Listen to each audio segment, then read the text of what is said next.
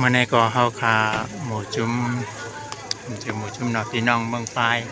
พี่น้องแม่ฮ่องสอนพี่น้องฝั่งหมอพระมาจอยเชื่อพระให้ตั้งกินตั้งเยี่ยมปันพี่น้องไปเอาของหมู่เมืองพี่น้องไปเพและลูกอ่อนห้องเฮียนนะครับเฮาขามาตัดรถสี่กันเห็นไหม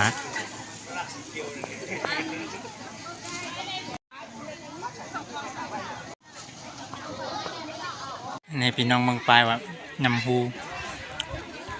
อันนั้นนอนห้องเฮียนเอา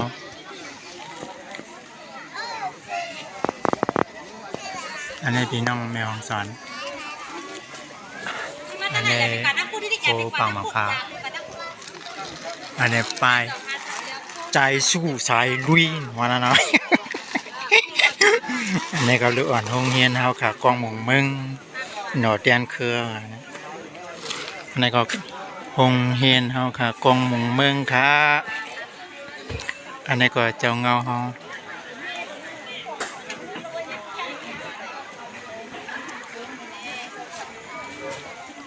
ฮะอีกก็เหลียวกันเนี่ย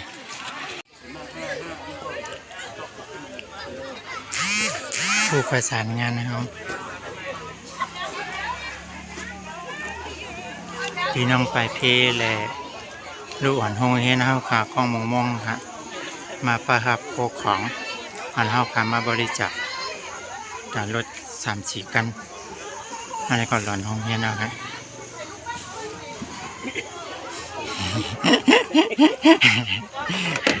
ก็มาถ่ายง่ายจึงกันกงงกลางงานเลย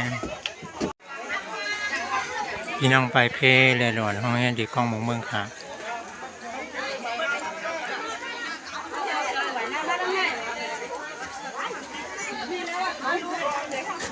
ไหนได้มั้ยแค่ไหนมันหันหลังหมึกไก่ก็จุกันนะควันจูบกันมันหัน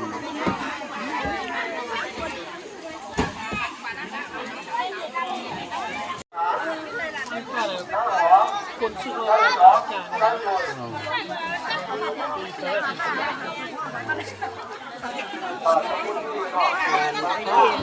ลาท้าว่าคนชื่อเด็กคนชื่อเขามาเขาเนี่ยเขาว่าชื่อไอ้เปิ่นชื่อแต่นะนี่มันมีจมแค่นั้นก็ซาดนะเขาเป็นบอลคนเป็นบอลจังหวะโคกุโคไลเนาะยักษ์คนมากก็เลยสักในตรงนั้นก็เป็นสาระสาวสักก็การเด็ก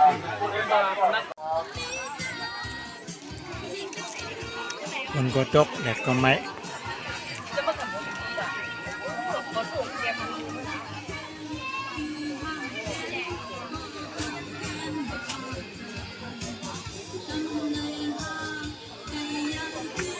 มันต้องดึกจากของเขานะ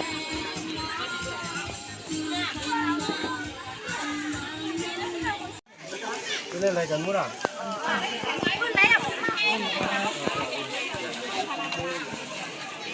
คุณใจกับเพื่อนผมอยู่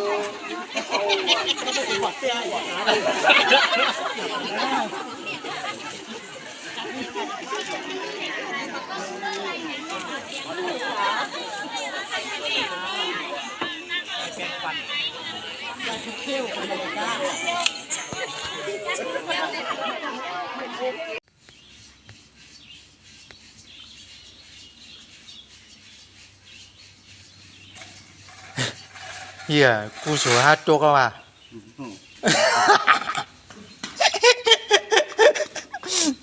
มีบุญว่าดอกมาอ่ะเร็วมะเอาลัง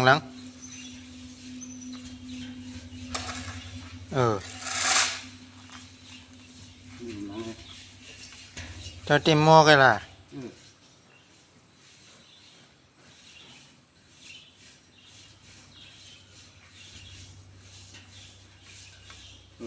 แล้วหลวงพ่อเฮ็ดกู้ฉูน้ำนั่นเหมือนไงได้